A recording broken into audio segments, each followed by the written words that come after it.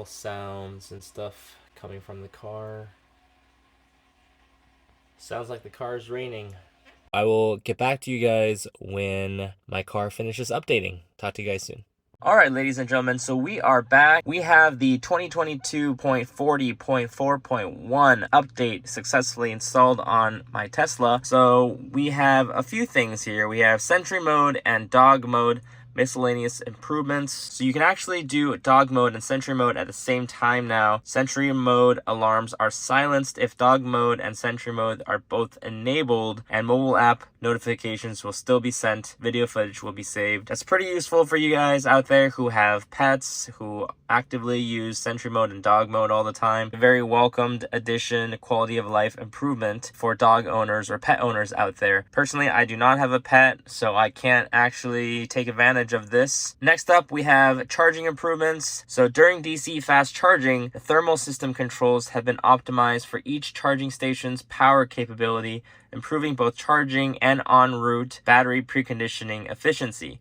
This results in faster charge times and reduced energy cost. Now that's something that sounds really good on paper, but that's actually going to be really hard for me to show or demonstrate in a video. I will be going on another Vegas trip next month. This could be something that I notice in next month's road trip, but I will report back to you guys if I do notice that my car is charging a little bit faster. Next up is the radio station logo. Personally, I don't really use the radio at all, and I actually forgot this thing even exists in the car. But let me know down in the comments below if you guys actually listen to your radio. I personally don't. I always just listen to my Bluetooth, whether it be podcasts or music.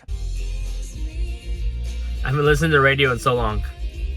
So last but not least, we have vehicle improvements via driver door unlock mode. You can turn this setting on by going to driver door unlock mode, pressing tab, lock, driver door unlock mode. I'm going to test that in just a moment. Basically what this does is if you long press the interior driver door switch over here, it's going to automatically unlock all the doors and the trunk. So you're going to go to... I actually already forgot. Oh, there we go. Driver door and charge port will unlock when the key is detected near the driver's side of the vehicle. Holding down the interior driver door button will unlock the rest of the vehicle. Let's turn this on really quick. I'm gonna lock my car. But let's see what happens when I hold this down. And then when I go to the back of my car, I guess it's unlocked as well. So I disabled the Bluetooth on my phone, and now it's actually not going to unlock my car when I hold it down now. All right, guys, so upon testing this a little bit further and playing with the settings, I actually noticed that with this setting turned on, I am no longer able to unlock my passenger side door. I am not able to unlock any of the doors, including the trunk, except my driver's side door.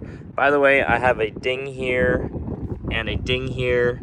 I'm going to test out some touch-up paint for you guys in an upcoming video, so make sure you guys are subscribed and stay tuned for that. But basically, with this setting turned on, you're only able to get into your car from the driver's side door. You're only able to get in through the driver's side. Whether or not this is something that you like or find useful, I don't know. Everybody has different case scenarios. Most of the time I drive alone anyway, so I don't really mind this. And I guess it's pretty good if you live in a iffy area where you're concerned about your safety and you don't want all the doors unlocking when you unlock your door. I get where this feature is coming from, but I think for the most part, this is going to be a lot more counterproductive than productive. Most people with families or people that go out often, I like to just press the unlock button on my screen like that. I don't want to have to open my door to open the other doors. If you're at the grocery store, normally I just go into the trunk and I just lift it up. But with this feature turned on, now I suddenly can't open my trunk. I think the cons outweigh the pros way too much. The beauty of it is it's a feature you can turn on or off, so it's optional. It's not mandatory that you have to use this feature, and that's what I like about the car. And I'm glad that Tesla's still trying to find ways to try to improve our quality of life, and I really hope that the charging efficiency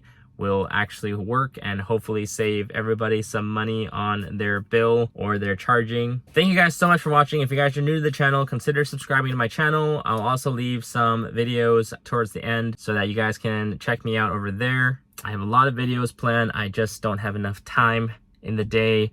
I have to work too. I'll throw some cards and some videos out there so that you guys can check me out on some other videos that I've done. Hopefully I'll see you and talk to you guys over there. I hope you have a great day. This is David here signing off. I'll catch you guys next one. Bye. Man, I got a radio now.